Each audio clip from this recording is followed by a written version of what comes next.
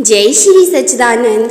आज जो प्रभु का नाम की महिमा का अनंत समय चल रहा है, उसमें सत्संग की अनंत महिमा बताई गई है। तो प्रभु के नाम की महिमा को जानने के लिए आपको सत्संग की महिमा को जानना बहुत ही आवश्यक है। तो चलिए जानते हैं कि अशांति एवं परेशानियां कब शुरू होती हैं। अशांति एवं परेशानियां तब शुरू हो जाती है जब मनुष्य को जीवन में सत्संग नहीं मिलता है। मनुष्य का जीवन आगे बढ़ता चला जा रहा है, लेकिन मनुष्य इस बारे में नहीं सोचता कि जीवन को कैसे जीना चाहिए। मनुष्य ने धन कमा लिया, मकान बना लिया, शादी, घर, परिवार एवं बच्चे सब हो गए, यहाँ तक कि गाड़ी भी खरीद ली।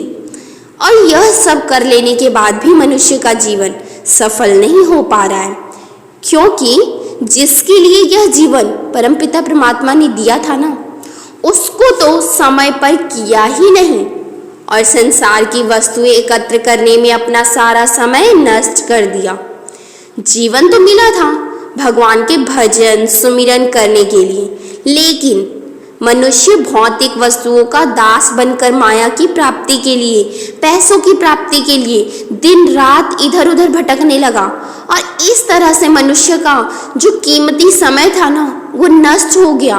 जिस देव दुर्लभ मानव जीवन को पाने के लिए देवी देवता किन्नर गंधर्व भी तरसते रहते हैं, उस मानव जीवन को पाकर भी व्यर्थ में गवा देता है।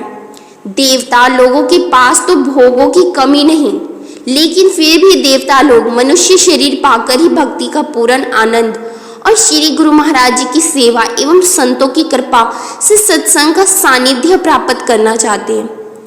संतों के संग से मिलने वाला आनंद तो बैकुंठ में भी दुर्लभ है। आपको वो जो सत्संग संतों के संग में जो खुशी है, जो संग मिलने से आनंद है, वो बैकुंठ में भी नहीं मिलता। और इसीलिए महात्मा कबीरदास जी कहते हैं, राम बुलावा भेजिया दिया कबीरा रोय, जो सुख साधु संग में बैठे सो बैकुंठ ना होए। संत शिरोमणि गोस्वामी तुलसीदास जी, जिन्होंने श्री रामचरितमानस की रचना की है, उन्हें उसमें दर्शाते हैं कि तात स्वर्ग अपवर्ग सुख धरई तुला एक अंग, तूल न ताहि शकल मिली जो सुख लव सत्संग। हे तात, स्वर्ग और मोक्ष के सब सुखों को तराजू में एक पलड़े पर रखा जाए, तब भी वह सब सुख मिलकर भी दूसरे पलड़े पर रखे हुए सत्संग के बराबर नहीं हो सकते हैं। और जो क्षण मात्र के सत्संग से मिलता है, सत्संग की बहुत बड़ी महिमा है।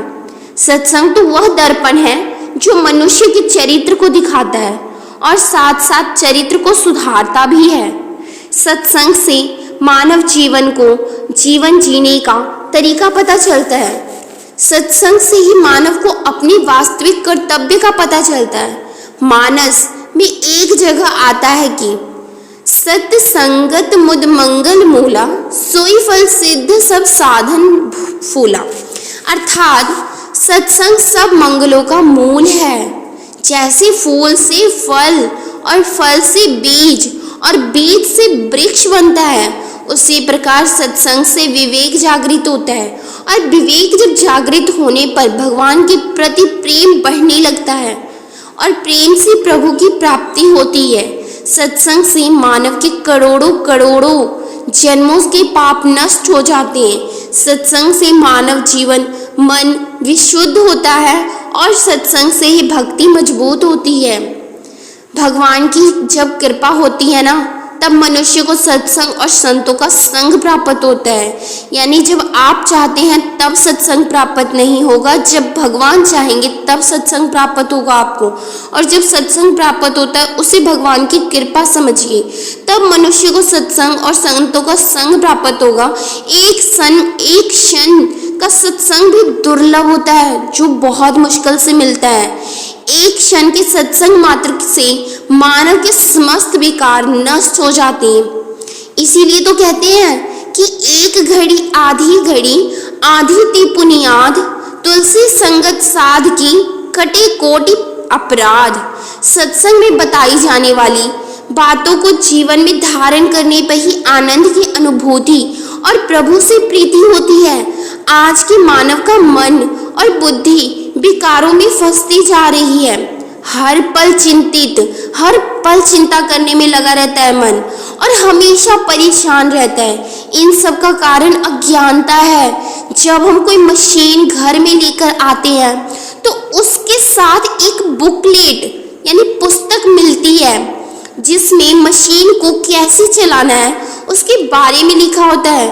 उसी प्रकार भगवान ने जब हम सबको मानव शरीर दिया और इस मानव जीवन को सफल कैसे करना है, यह भी भेद शास्त्र वेद में रूपी बुकलेट में संतों के सत्संग से पता चलता है। इसीलिए जीवन से सत्संग को अलग नहीं करना चाहिए, क्योंकि जब सत्संग जीवन में नहीं रहेगा तो संसार के प्रति आकर्षण बढ़ेगा तथा संसार के प्रति मोह मनुष्य के जीवन को विनाश की तरफ ले जाता है। सत्संग की ज्ञान अग्नि में मानव के सारे विकार नष्ट हो जाते हैं। आनंद कहीं बाहर नहीं है, वो तो भीतर है आपके, लेकिन मानव के मन के चारों तरफ संसार के मोह रूपी चादर जो लपेट रखी है ना, इसीलिए वह आनंद को ढक देता है और वह महसूस नहीं होता। गुरु दरबार की सेवा व सत्संग से ही मन की मलिनता दूर होगी। तो ज़्यादा से ज़्यादा सत्संग सुनिए, सत्संग से जुड़िए, और जब सत्संग में जाने का मौका मिले तो उसे गुरु की कृपा, भगवान की कृपा समझकर सत्संग को अवश्य ही सत्संग में जाइए और सत्संग को श्रवण कीजिए। आपकी और आपके परिवार की सारी विकारों और कलेशों को दूर करता है सत्संग। तो सत्संग से जुड़िए, सत्संग आपको अच्छे मार्ग पर ले जाता है। तो जय श्री सच्चिदानंद। अगली वीडियो फिर आएगी।